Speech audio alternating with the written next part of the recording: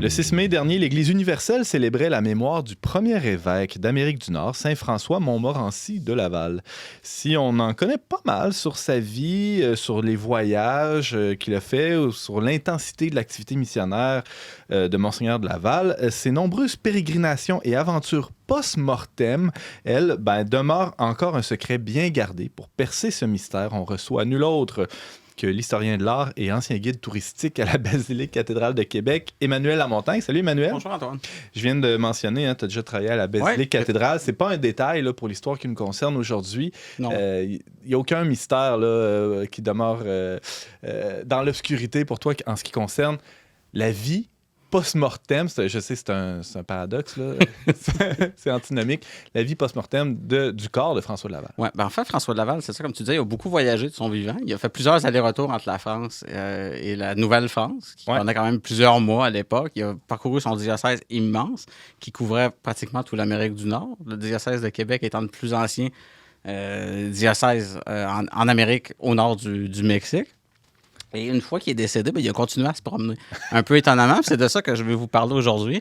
Je vous rassure, c'est pas une chronique à la Jean-Philippe Marceau, il n'y aura pas de zombies puis de vampires. C'est vraiment, on parle d'un corps qui se promène et que ce n'est pas le corps qui se déplace par lui-même. OK, il y a des gens qui vont déplacer le corps. Bon. On est rassurés, merci. Donc, commençons avec le décès. Mais tout ça, c'est fait dans le plus grand respect. Là, oui, la toujours. Mortelle. Toujours, là. Non. On n'est pas dans la profanation ou quoi que ce soit. Là. Mais c'est quand même intéressant parce que c'est pas le corps de tout le monde qui se promène comme ça après la mort. Non. Déjà, c'est pas le corps de tout le monde qui va être déterré. La majorité des gens ne seront pas déterrés. Du moins, on l'espère. Dans l'Église, on appelle ça la translation. La translation. Ah, c'est il y a même des fêtes de saints, c'est la translation de leur corps. Pour vrai? Un exemple? Saint-Dominique. Pour la translation de Saint-Dominique. Est-ce qu'il y a une fête de la translation de Saint-François de Laval? Non. Pas encore? Non. Donc, Parle-nous, Emmanuel, des translations. Donc, le 6 mai, en fait, quand on a fêté François de Laval, il n'y a pas très longtemps, c'est la journée de son décès. Okay. Donc, il est décédé le 6 mai 1708 à 7h30 du matin. De quoi? Il est décédé des complications causées par une engelure au talon qu'il aurait contracté en disant la messe du Vendredi Saint, quelques semaines avant le mois de mai. La légende raconte qu'il faisait tellement froid pendant le temps pascal qu'il devait percer la glace dans les bénitiers pour se servir de l'eau. Bon, ça relève de la légende peut-être plus que de la réalité. C'est sûr que l'isolation à l'époque n'était pas ce qu'elle est aujourd'hui non plus. Mais ça nous rassure parce que ceux qui pensent qu'on a eu un hiver difficile cette année, l'hiver 1708, c'était quelque chose. Exactement. OK. Et puis, de son vivant, il avait maintes fois manifesté son décès d'être inhumé au séminaire de Québec, qu'il a fondé en 1663, et non dans la cathédrale, comme c'est le cas normalement pour tous les évêques. Sauf petit problème, quand il est décédé en 1708, il n'y avait plus de chapelle au séminaire parce qu'elle a brûlé en 1701 et elle n'avait pas été reconstruite. Donc, c'est un petit peu par défaut qu'il s'est ramassé dans la cathédrale Notre-Dame de Québec. Donc, il a été enterré à la cathédrale, tout d'abord. Mais pour respecter d'une manière un petit peu morbide sa volonté d'être au séminaire, son cœur a été prélevé par le docteur Michel Sarrazin pour être conservé dans un reliquaire qui a été placé dans la chapelle du séminaire une fois qu'elle a été reconstruite. Un reliquaire qui porte le cœur de quelqu'un, est-ce qu'on appelle ça un reliquaire? Ou... Je ne saurais te dire. Oh! Donc, et en même temps, il y a certains os aussi, des cheveux qui ont été prélevés à ce moment-là pour en faire des reliques, ainsi que le sang. Il y a une partie du sang qui a été absorbée par des linges qui a été coupés en petits morceaux. Donc, il y a eu plus de 3000 reliques qui ont été faits de la sorte. Donc, est-ce qu'on retrouve ça encore sur le marché des reliques, là, ces morceaux de tissu-là avec du sang de François? Il n'y a pas de marché des reliques, Antoine. Moi, j'en ai jamais vu. Pour l'histoire, là, par rapport à ça, moi, j'en ai jamais vu personnellement. Le reliquaire qui contenait son cœur a été perdu ou détruit depuis l'époque. Ça, on ne sait pas où est-ce que c'est aujourd'hui. Possible qu'il ait brûlé, parce que la chapelle du séminaire a rebrûlé par la suite. Il y a des problèmes d'incendie. Il y a des problèmes. Les chandelles avec le bois, c'est pas extraordinaire. Mais ils ont réglé ça, ils ont mis des gicleurs partout maintenant. Ouais. Ils ont enlevé les chandelles aussi. Oui, c'est vrai. Donc, première promenade post-mortem, si on veut. C'est vrai, c'est ça notre sujet aujourd'hui. Oui, D'abord, avant d'être enterré, il y a un tour de ville qui va se faire. Il y a une grande procession qui est organisée. Premier voyage. Donc, le corps qui est vêtu des habits épiscopaux qui passe par des chapelles d'à peu près tout ce qu'il y a de communautés religieuses à la Haute-Ville, donc la chapelle des Récollets, qui n'existe plus aujourd'hui. Là, c'est le lieu où il y a la cathédrale anglicane ou les Trinités aujourd'hui. Ouais. Chapelle des Jésuites ou l'hôtel de ville, donc juste en face de la cathédrale. Ça non plus, ça n'existe plus. Ainsi que les Ursulines et les Augustines. Donc, le cercueil il est en bois, il est recouvert d'une chape de plomb et il va être exposé 3 jours dans la cathédrale. Donc, c'est important pour la suite des choses de dire qu'il est recouvert de la chape de plomb. Donc, je vais vous on dire garde pourquoi. ce détail-là en mémoire. Exactement, on regarde ça. En mémoire. Donc, en 1745, il va se déplacer une deuxième fois à cause d'un agrandissement à la cathédrale. Donc, la cathédrale va être agrandie, l'autel est déplacé. Le corps avait été placé sous l'autel. Donc, on le déplace sous le nouvel autel de la cathédrale. Première translation. Donc, en 1759, suite à ça, c'est la conquête. Donc, la cathédrale est bombardée par les troupes britanniques. Donc, ça va faire en sorte que ça va être détruit. Donc, il va falloir reconstruire la cathédrale. Donc, on reconstruit encore une fois, mais en agrandissant toujours. Donc, on en profite pour rendre l'église plus grande qu'elle était. Donc, on va déplacer à nouveau le maître-autel, mais cette fois-là, on ne déplace pas le corps. OK. Donc, on va paumer François de Laval pour une centaine d'années. Paumer? Oui, il va se perdre. On ne saura plus où est-ce que le tombeau est. Donc, vu que le maître-autel est déplacé, on n'avait plus de référence. On n'a plus de référence. Parce qu'après une génération, ce qui se passe, c'est que les gens ne se souviennent plus où était l'ancien maître-autel. Le bedeau, il a oublié de le dire à son successeur. C'est ça. Puis il n'y avait pas de marque au sol pour l'indiquer. Donc, on perd François de Laval jusqu'en 1877. OK. En fait. Et c'est encore une fois, c'est toujours les travaux qui font qu'on retrouve des choses dans les sous-sols un peu partout. Donc, au moment des travaux qui visaient à solidifier le plancher de la cathédrale, il y a des ouvriers qui vont trouver le cercueil de plomb en déblayant des gravats pour aller installer des poutres pour solidifier le dit plancher. J'imagine le curé ou le bedeau, tu sais, arrivé à l'archevêque de Québec, on a perdu François de Laval. Disons que les gens savaient qu'il était quand même sous la cathédrale. Dans ce coin-là. Mais ils ne savaient pas où, sous la cathédrale. Comme il y a des gouverneurs de la Nouvelle-France aussi, on sait qu'ils sont sous la cathédrale, mais on ne sait pas où est-ce qu'ils sont exactement. Puis ça, encore à nos jours, là, pour le cas des gouverneurs. Comme Champlain. Champlain, c'est possible. Mais ça, je pourrais faire une autre chronique sur Champlain. Alors là, il y a des ouvriers qui travaillent sur le plancher de la cathédrale, tombent sur une boîte de plomb. Est-ce qu'ils savent à ce moment-là ce qu'il y a dedans ou ils s'en doutent? Bien, les ouvriers ne le savent pas tout de suite parce que les deux ouvriers en question ne comprenaient pas le latin. Mais le curé de la paroisse, quand on lui apprend que il y a un cercueil qui a été retrouvé, lui, comprenant le latin, est capable de lire l'inscription qu'il y a sur la chape de plomb. Et là, c'est bien indiqué, François de Montmorency-Laval, premier évêque de Québec, décédé en 1708. Donc, il n'y a aucun doute que c'est bel et bien François de Laval qui est dans le cercueil qui a été retrouvé. Continue, oui, vas-y. Oui, OK. Je pensais que tu allais me poser une question. Non, je te laisse aller. Donc, à ce moment-là, une fois qu'on est certain, justement, on a retrouvé François de Laval, les prêtres du séminaire, ils manifestent tout de suite leur intérêt pour qu'il y ait une translation vers le séminaire, vu que c'était la volonté quand même de leur fondateur d'être...